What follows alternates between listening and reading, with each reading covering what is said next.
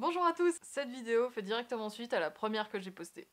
J'y exposais ce qui est, pour moi, un bon kit de démarrage pour commencer l'aquarelle. Dans cet épisode, je vais utiliser le matériel que je vous ai recommandé pour que vous puissiez voir ce qu'on peut faire avec. C'est important pour moi de vous montrer les outils que je vous recommande, car ce sont des outils que j'utilise volontiers. Je profite également du timelapse pour vous glisser des petits conseils et astuces. Je suis la Pixel, et je vous souhaite bon visionnage.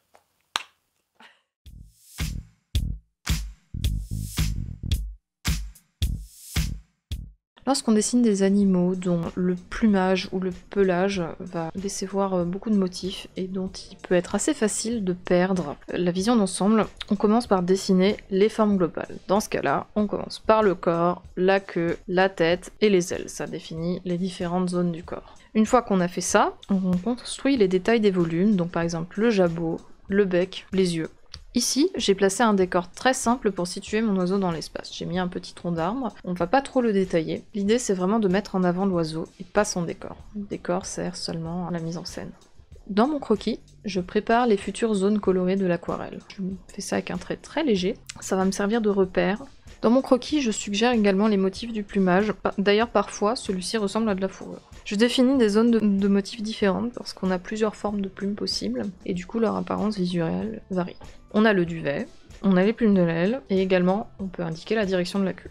On adapte la position des pattes sur le décor pour rester vraisemblable. On n'est pas obligé de copier exactement ce qu'on a. L'idée est d'avoir un dessin qui semble être la réalité, même si ce n'est pas exactement votre référence. Dans la lignée de ce que je disais avant, on texture le bois, mais très peu, juste assez pour que pareil, il n'ait pas l'air d'avoir juste été posé là, et qu'il ne vole pas la vedette au reste du dessin. Et maintenant, c'est parti pour l'aquarelle. On commence avec un premier lavis léger. Pour ce faire, on appuie beaucoup sur le réservoir pour mouiller généreusement et avoir un jus coloré très peu pigmenté. On va superposer les couches de lavis, et du coup, la densité de couleur et la consistance variable de ce lavis ont suggéré texture du plumage sans l'aplatir. Et en appuyant soudainement moins sur le pinceau, on dessine certaines plumes. Je vais vous montrer un premier mélange de gris coloré. Il s'agit de la teinte neutre. Pour ce faire, on mélange de l'ocre jaune avec de l'ultramarine. Moi, ce que je fais, c'est que je commence par mettre l'ultramarine, et ensuite j'ajoute l'ocre jusqu'à que j'ai le niveau de gris qui me convient le mieux. Avec cette teinte neutre, on crée les premiers ombrages légers. Donc on commence à mettre des couches, on définit les ombres. À savoir que j'utilise la teinte neutre parce que ça donne un gris qui est moins monotone que l'aquarelle noire. Tout ce qui est gris coloré se prête davantage au sujet réaliste que l'aquarelle noire parce qu'il n'y a pas de noir complet et total dans la nature. Si vous en avez un, c'est le Vanta Black. Du coup, à mesure que le papier commence à sécher, je peux commencer à rajouter une couche pour intensifier le lavis. Je commence à appliquer l'ultramarine et je le laisse se fondre avec le gris là où le plumage est plus terne.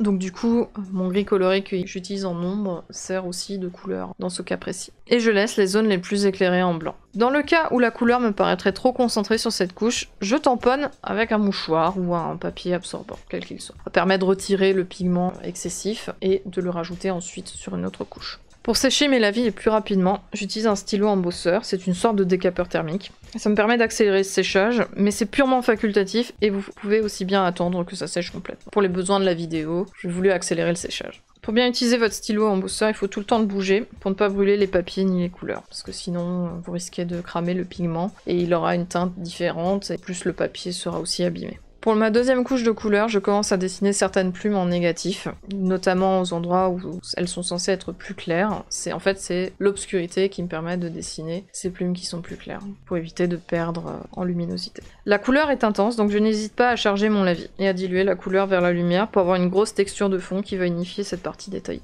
Je dessine certaines plumes en glacis sur le brin pour suggérer leur légèreté par transparence.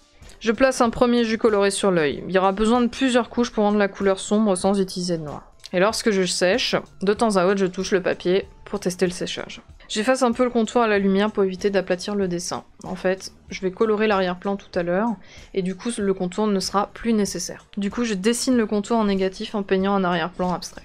Dans ce cas-là, j'utilise du vert pour suggérer le feuillage, mais aussi pour avoir une triade de couleurs dominantes intéressantes. Donc, du coup vous avez le brun qui est très rouge, le bleu des plumes et le vert du fond. Je n'englobe pas complètement le dessin dans le fond coloré parce qu'en fait ça le détache du fond et ça donne du volume. D'ailleurs le fond, ça me permet de rendre mon dessin plus clair, notamment au niveau du volume des pattes pour qu'on comprenne bien comment ça s'organise autour du décor.